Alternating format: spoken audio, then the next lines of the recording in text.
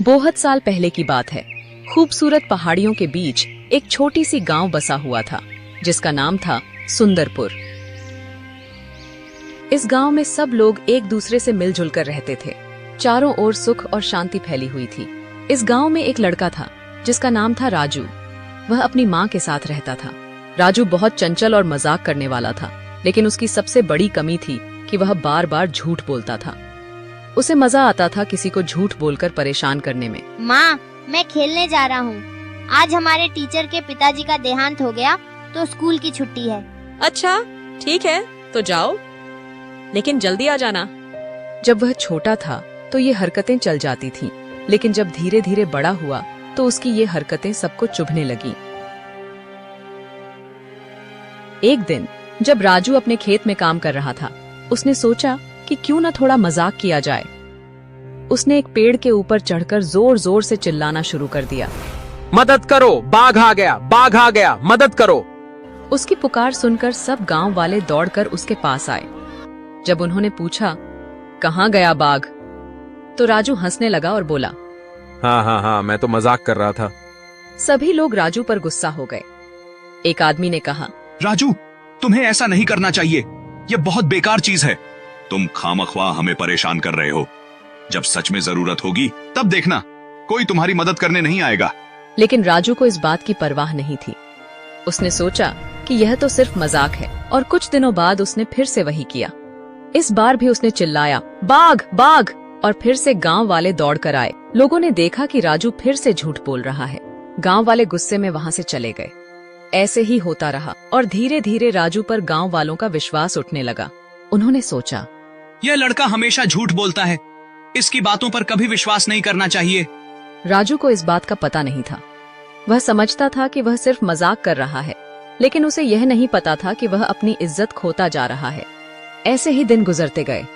एक दिन जब राजू अपने खेत में काम कर रहा था, तब उसने देखा कि सच में एक बाघ जंगल से निकल रहा है। उसका दिल तेजी से धड़कने लगा। उसने सोचा, मुझे सबको बुलाना चाहिए, मुझे सबको बुलाना चाहिए। वह भागता हुआ पेड़ पर चढ़ गया और चीख मारते हुए बोला, मदद करो, बाघ आ गया, बाघ आ गया, मदद करो। लेकिन इस बार उसके गांव वालों ने उसकी तरफ देखा ही नहीं। उन्होंने कहा, राजू ने फिर से झूठ बोलकर हमें बेवकूफ बना रहा है। और वे वापस अपने काम में लग गए। राजू का दिल घबराता हुआ महसूस हुआ। उसने सोचा, क्या करूं? कोई भी मेरे पास नहीं आ रहा है और कोई भी मेरी बात पर विश्वास क्यों नहीं कर रहा? अगर मैं अभी मदद नहीं मांगूंगा तो क्या होगा? उसने फिर से कोशिश की और जोर से चीखते हुए बोला, मदद करो, बाघ आ गया, बाघ आ गया, मदद करो। लेकिन इस बार भी कोई नहीं आया। राजू ने देखा कि बाघ अब बहुत नजदीक आ गया है और वह डर गया था। उसकी आंखें डर से भर गईं और उसने समझ लिया कि अब उसका कोई साथी नहीं है और वह मरने के लिए तैयार होने वाला था। तभी बाघ राजू के पास आ गया और राजू समझ गया कि अब उसे खुद कुछ करना पड़ेगा। उसने सोचा, मुझे भागना चाहिए। हाँ, मुझे भागना चाहिए।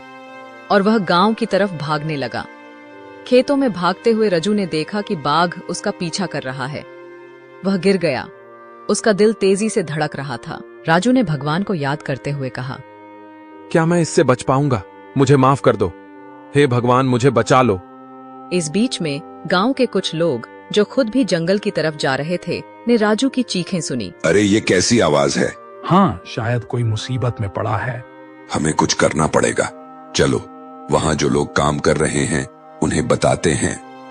इस बात को वो लेकर जो गांव वाले खेतों में काम कर रहे थे उनके पास जाकर बोले। गांव वाले ये बात सुनकर हंसने लगे और बोले, अरे, ये उसका रोज का काम है, कोई बाघ नहीं है, वो बस बेवकूफ बना रहा है। ये बाघ वाली बात को गांव वाले नजरअंदाज कर ही रहे थे कि तभी शायद भगवान का आशीर्वाद राजू के ऊपर हुआ।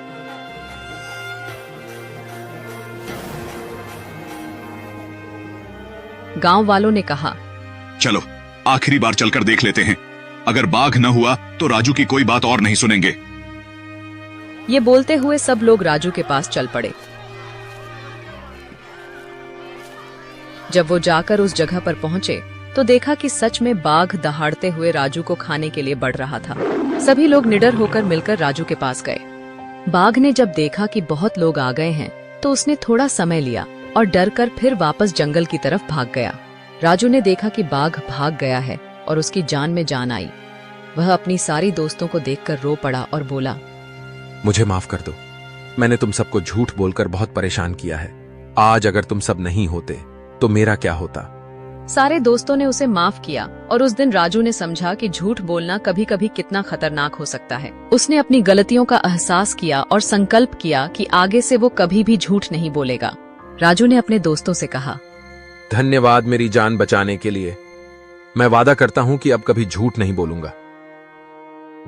इस घटना के बाद राजू ने अपनी जिंदगी में एक नया मोड़ लिया। वह अब सच बोलता था और अपने दोस्तों के साथ मिलकर अच्छे काम करता था। धीरे धीरे गांव के लोगों ने भी उस पर विश्वास जीत लिया। अब जब भी कोई मुश्किल होती थी तो सब लोग राजू को याद करते थे, क्योंकि उन्हें पता था कि वह अब सच बोलता है। तो प्यारे बच्चों, आप सब कहानी से क्या सीखे, कमेंट करके जरूर बताना। उसके साथ साथ लाइक, शेयर और सब्सक्राइब करना न भूलें।